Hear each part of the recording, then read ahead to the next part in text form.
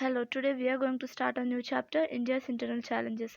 In this chapter, we are going to learn about some internal challenges that India faced, and we shall see some internal challenges like separatist movements, issues of Northeast India, Naxalism, communalism, and regionalism. The unrest in Punjab. Akali Dal was the major political party in Punjab. In 1973, the Akali Dal passed the Anandpur Sahib resolution. The following demands were made in this resolution: Chandigarh should be made part of Punjab. The Punjabi-speaking parts in other states should be included in the state of Punjab.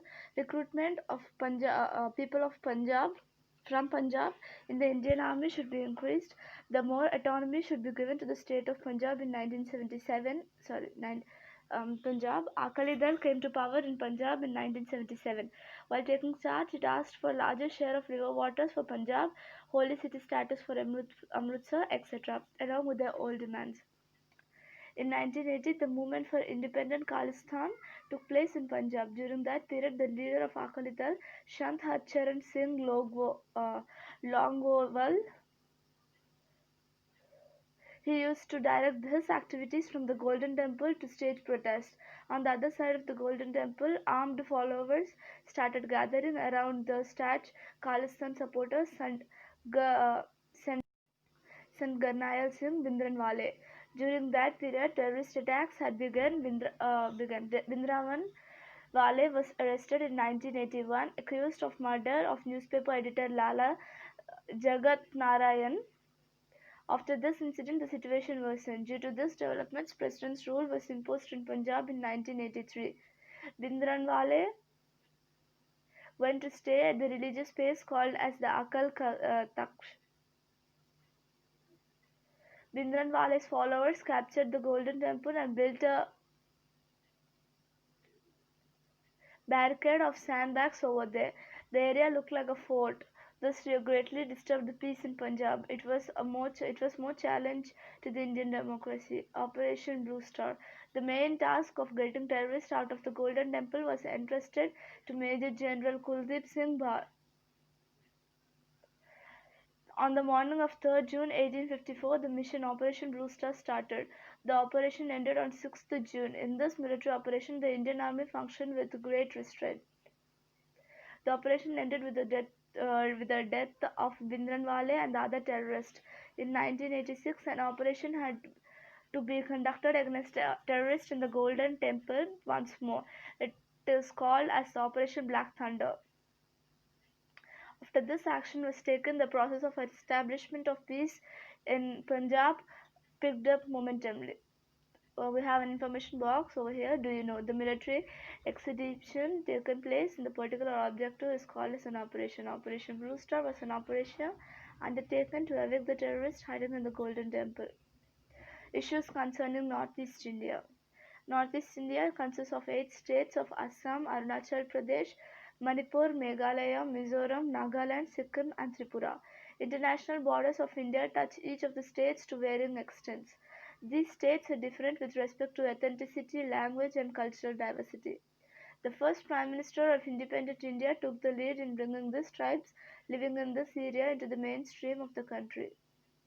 In 1954, he formed the Northeast Frontier Agency (NEFA) area comprising of terrorists on the Sino-India border and tribal areas towards the north of Assam. Nehru took the position of bringing about the development of hundreds of tribes in this part while preserving their culture.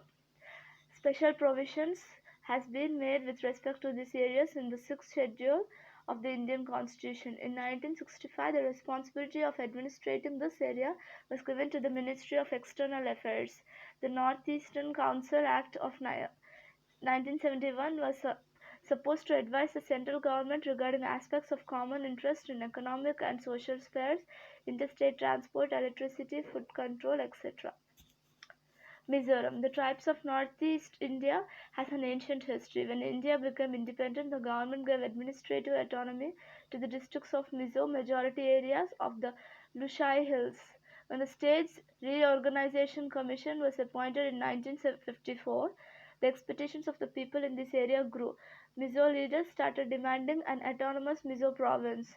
In 1959, the territory of Mizoram experienced severe drought. During this famine, Mizo leader Langdanga served the common people a lot. In 1961, Langdanga established an organization called Mizo National Front (MNF). He asked for the general Mizoram, an independent nation carved out of the Tripura, Manipur, and Mizo majority areas from the Lushai Hills. In March 1966, Mizo National Front announced the emergency of independent Mizoram. Prime Minister Indira Gandhi handled the situation firmly and suppressed the rebellion. When the situation calmed down in 1972, the Mizo majority area was given to the status of Union Territory. In 1985, Prime Minister Rajiv Gandhi had an agreement with the Mizo National Front, and Mizoram was given the status of a full-fledged state. Landanga became the chief minister of that state, Nagaland. The Naga tribe in the northeast India is known as the Marshall tribe. The Naga tribe has settled in the eastern Himalayas and the Naga Hills, boundary areas of Assam and Myanmar.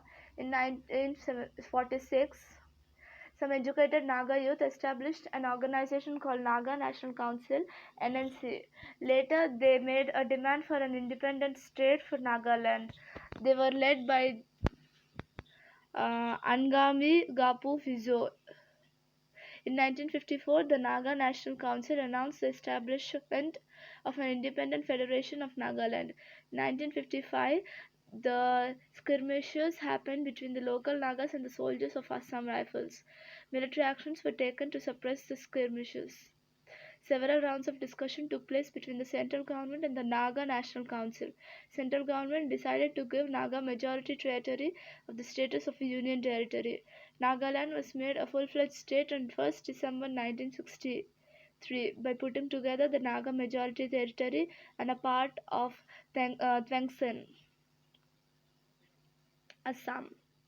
In 1986, there was an intense agitation staged at All Assam Students Union and Assam Gaga Sangram Parishad over the question of dominance in Assam of Bengali migrants. In 1985, Prime Minister Rajiv Gandhi, Central Home Minister Shankar Rao Chavan, and Assamese leader uh, Praful Kumar Mohanto signed an accord. It is decided to send Bangladeshi citizens who has infiltrated in Assam back to their original places. In 1986, elections were held for Assam Legislative Assembly, and Praful Kumar Mohantu of Assam Jana Parishad became the new chief minister.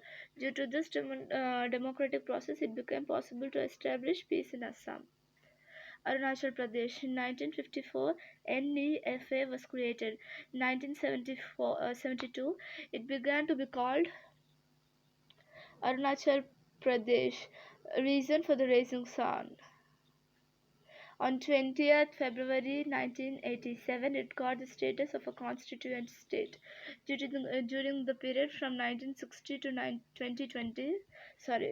2000, Northeast India was progressed towards more mature democracy. This area on the path of progress through new industrialization, spread of education, etc. Our next topic is Naxalism, Naxalite movement. This movement started at Naxalbari in in Darjeeling district in West Bengal. The Naxalite organized the small land holding farmers and land laborers and took charge on their lands, put up red flags and declared that area as free territory in 1967. All these movements that took inspiration from this rebellion are called Naxalite movements.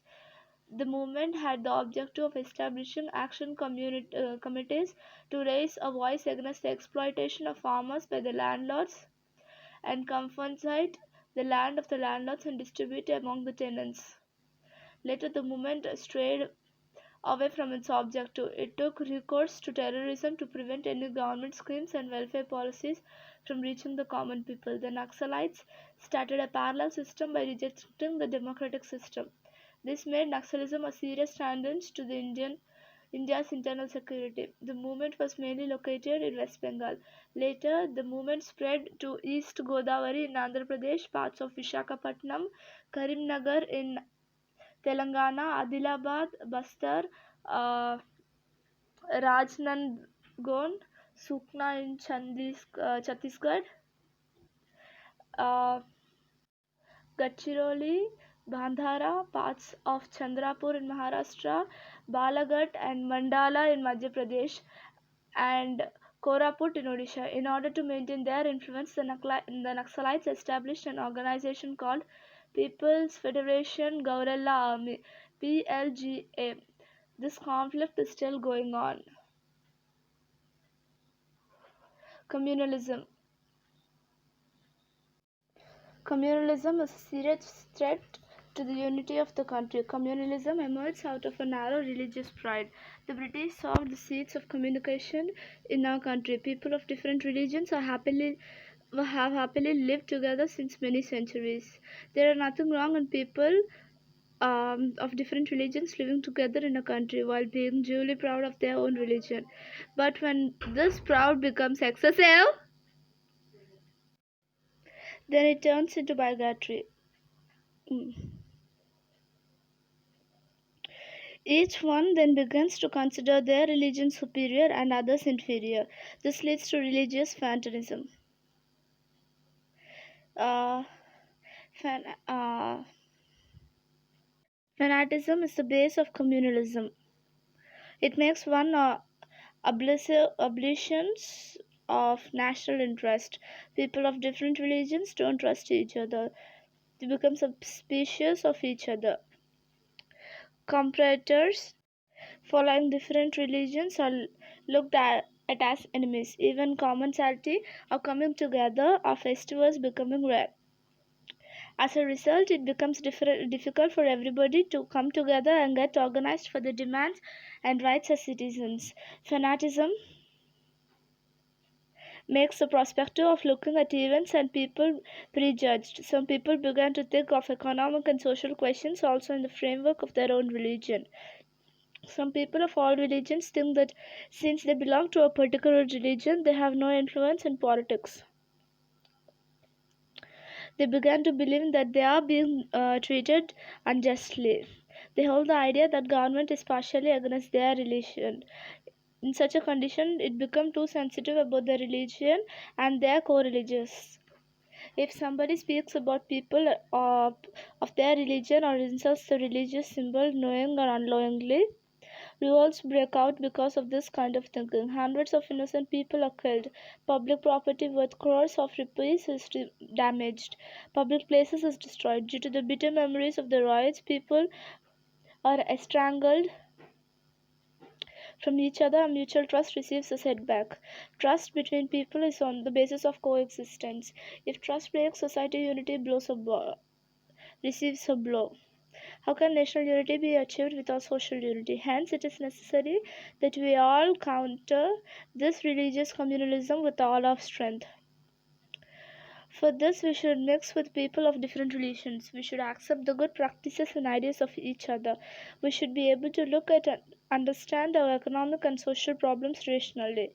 We should not mix these questions with religion. We should search for the economic, political, or historical reasons that are responsible for disturbing her religious harmony. This is the only way to put an end to communalism and strengthen national unity. Religionism means having excessive pride about one's regionism means having excessive pride about one's region. This is one thing to introduce oneself as Bengali or the Marathi person, but if I think that because I am a Bengali or a Marathi, I am superior to others from other provinces, it is termed as excessive region pride. The love for one's province turns morbid due to this kind of excessive regional pride. It is natural to feel love for one's province, but it should not become abnormal. Regionalism strives on regional imbalance in development. In the post-independence period, some states achieved more progress while some states remained backward. For example, states like Maharashtra, Gujarat, Punjab, Tamil Nadu developed economically and industrially, whereas states like Odisha, Bihar, Assam remained undeveloped economically and industrially. Economic development and reforms are the foundation of the progress. As a result, the states that develop economically can also achieve progress in other areas like education, health, and culture. The states which have not developed in this manner remain backward in education and civic amenities. The opportunities of development available to to people in developed states are not possible for people in backward states.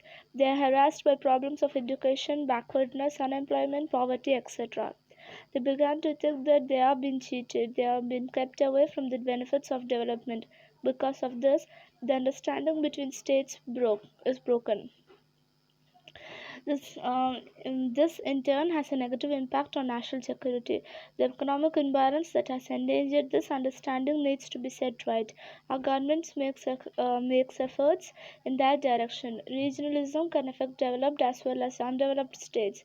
The people of developed states began to believe that they are superior due to their superior history and culture, and hence they have developed that much. Then they began to look down upon the people of undeveloped regions. They are not willing to share the benefits of development with the backward states. On the other hand, the people from backward areas need to erode their regional identity to organize themselves. For this, they try to unnecessarily glorify local traditions and culture to prove their uniqueness. This leads to regionalism. It endangers national unity. The evil of regionalism can be tackled by reducing the imbalance in development. We have studied a few challenges that India is facing. Apart from this, there are several problems like overpopulation, cleanliness, agriculture, and the problems of the farmers, poverty, housing, and food. We are trying to overcome these and move forward. We are progressing steadily. In the next chapter, we shall study and learn about the progress in the economic field. We have the map, Indian map here with all its states. Next you have an exercise, do the exercise. Lastly you have a project. First one, make a chart on states and union territories and their capitals, identify them on a map of India given above. Second one, get information on Manipur, Meghalaya, Tripura and Sikkim from the internet. That is the end of the chapter. Hope you guys understood it, and thank you.